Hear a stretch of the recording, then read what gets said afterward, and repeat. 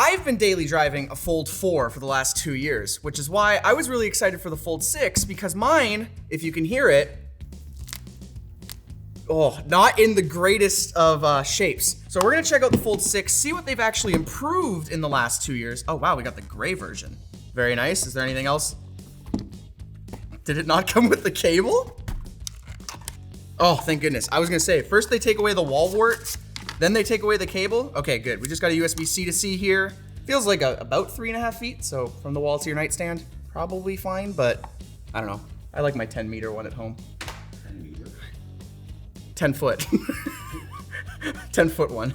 And right away, I can already say I missed when my phone used to go this flat. This is really nice already just to hold. The crease is barely visible. I mean, with the screen off, it's pretty visible, but I think once the device is on, it'll be better.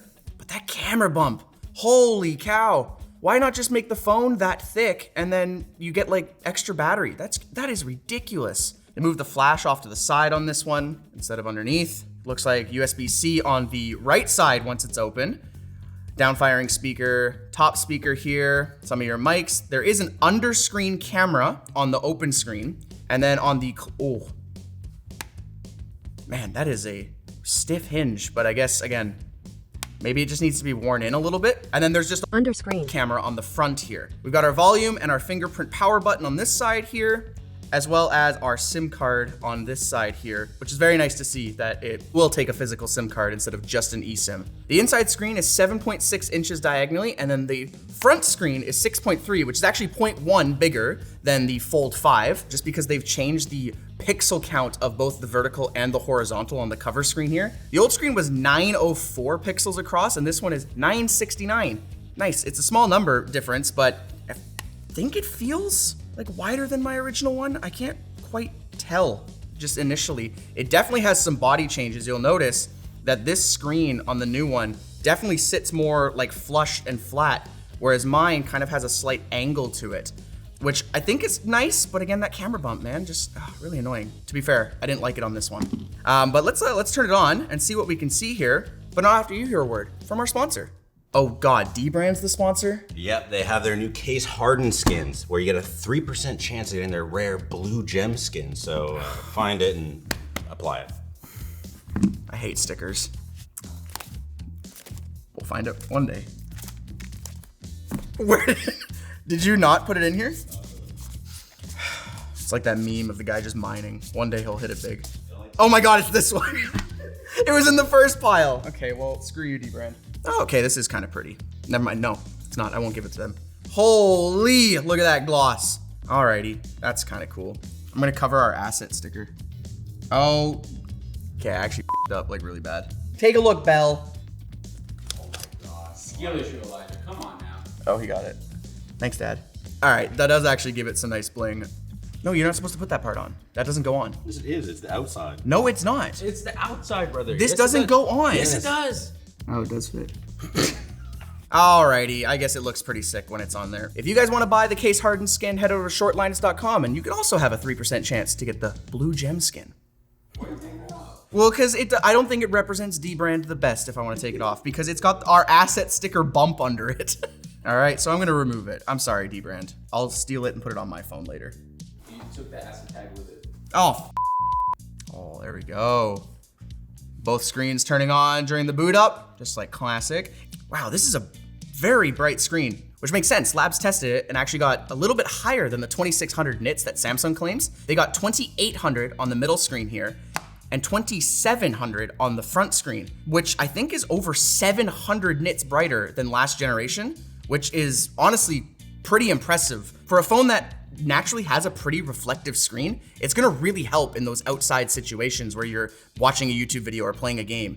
With a screen this big, one of the first things I did with my Fold 4 was actually start watching a lot more YouTube content on my phone. I wanna hear how the speakers sound. We're gonna listen to Crab Rave. So as you can see, I pulled out my Fold 4, which has a little bit of a bend to it, but that's okay. We're gonna do the brightness and kind of the color test on both these screens side by side. It is noticeably brighter on the Fold 6, which is great. And you can also see the screen size difference. This screen size feels a little bit bigger than mine, even if I was to flatten mine down, which I won't. I'm scared it's gonna break. But let's listen to the speakers on my Fold 4 here. All right, pretty good. Yeah, this is definitely much louder, which doesn't always translate to better. Keep that in mind. Sometimes louder speakers can get distorted or crackle. In this case, I can't really notice, so I would be okay with putting these on full volume. Maybe not if I'm like trying to watch a YouTube video late at night. That might scare me if I open a TikTok and it's just yelling at me, but I'm sure some audiophile out there is probably gonna have issues with this, but as someone who just wants to watch YouTube and enjoy it, those are great for just consuming media, I think. One of my favorite features, by the way, on the Fold with YouTube is you can just like, boop, and prop it up if you have it on like a counter or something. That is such a cool little feature, and then you got all your controls there. It's dumb, it's stupid, but I like it. Oh, from when the screen's all white, you can kind of notice the underscreen camera, which is the weakness of these underscreen cameras. Sometimes they have to adjust the opacity or the number of pixels or a whole variety of things in order to still get an image through the screen. But let's play some Genshin. One thing I found surprising when I got a folding device was how many more games I played. I enjoyed going back to Plants vs. Zombies. Felt like I had so much room looking at my backyard and everything. And I can already say again, I'm gonna fall in love with something like this because there's so much real estate. Play Call of Duty Mobile. I know a lot of PUBG mobile players ended up really enjoying some folding devices simply because they got bigger fields of view or more access for more controls. Yeah, already I'm loving it. This is awesome. So much screen real estate. It feels very smooth. It doesn't quite feel like 120, which the center screen does support. It supports up to 120 hertz, but I mean, a lot of games also don't necessarily go that high sometimes. Some games are capped at 60. It's not getting crazy hot, which is positive. I mean, my old device didn't either, but it's not like they're trying to push this Snapdragon 8 Gen 3 to its absolute limits, but it's still like not warm to the touch at all right now. It's handling this very well. Very playable experience. See, my phone doesn't lay flat, but this doesn't either. When you have a camera bump this big, it still causes you to tilt. It's tilting me. Just make it, sorry. Passionately hate camera bumps. I would much rather a phone be thicker and I get better cooling or better battery because the phone's already that thick. It doesn't actually make the phone thicker. Sorry, this is a mini rant. No, I'm not. Now, this was the only game that actually pushed our GPU to 100% usage, and I gotta say, it still is not heating up in my hand right now. It seems totally fine to play with. It is actually a new GPU over the last one. It's the Adreno 750 instead of the 740, but overall, I think it's still fine. We're getting an average of 53 FPS according to our labs testing. For an FPS game, 60 FPS is kind of my, go-to bar. But man, mobile chips, this is awesome. You would never have been able to play any sort of game like this, a couple years ago even at this frame rate. This is awesome. While on paper, a lot of the specs might not be crazy different, especially when it comes to the camera. The cameras are all actually the same as last generation and the generation before. The biggest feature that Samsung was pushing at their event was Galaxy AI, including enhance your communication with Call Assist, Chat Assist, unleash your productivity, Note Assist, Transcript Assist, create epic images, including a drawing assistant where you can draw a microphone into a cat's hand and then it has a microphone. Let's try Note Assist. Oh, you have to turn each individual setting on. Oh my goodness. You know what? I don't mind that. I think that's a healthier way to integrate AI into your device because maybe there's something you don't want it to do, right? For example, if you don't want it to touch your photos because that's your family or something, that makes total sense. Ooh, check out the new notes. Note smarter, not harder. Cringe. I'm gonna draw a cat. Let's see if it can pick up. What is that? It's a cat. Give me a second. I haven't drawn the legs. It's a cat! Okay, how do I AI it? Oh, that looks like an AI button. Sketch to image, yes! Trace around the drawing you want to transform. I want this to become a cat. Holy cow! This is my magnum opus. All right, let's try a different drawing. Maybe that wasn't good enough for the AI. Belle, give me a suggestion. Car. Alrighty, let's draw a car. Maybe it would be nicer if it came with a stylus. Apparently it has a new case though that you can buy, which has a stylus holder. If you plan on using this very often, I would suggest that. All right, AI, fix my drawing. Fine tuning with artistic flair. What? You know what? It's pretty bad. Okay, hold on. Maybe I just didn't give it the right prompt. Can you change? Because it's giving me watercolored. Can I? Oh, yeah. Illustration, 3D cartoon, pop art, sketch. Maybe I'll try that. Maybe that's gonna fix it. That's what this needs.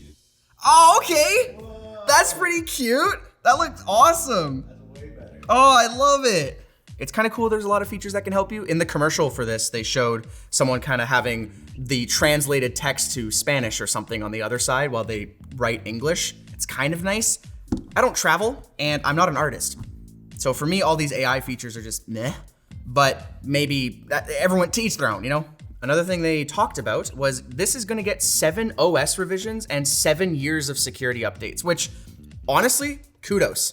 This is a year and a half though.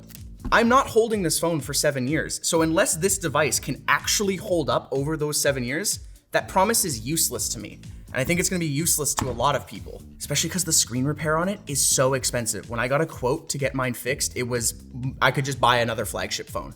It was not worth it. Overall, I don't mind that Samsung isn't making huge revisions between each one. It doesn't make me feel like, oh, I've missed out, I should have waited a year. It's kind of nice they're doing little revisions over time, but starting at $1,900 US for this phone, you could buy a car for the same price. It's ridiculous pricing for a phone that might not last. Again, I might just be a one-off experience. Mine might have been bad. I don't know. But I don't know if I could jump the boat right away to it. Maybe I'll jump the boat to the 7.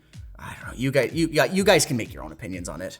Well, thank you guys for watching. I hope you enjoyed the video. If you did, like it. And if you did so much, go check out my Game Scent video. I got to smell video games. It gave me a headache.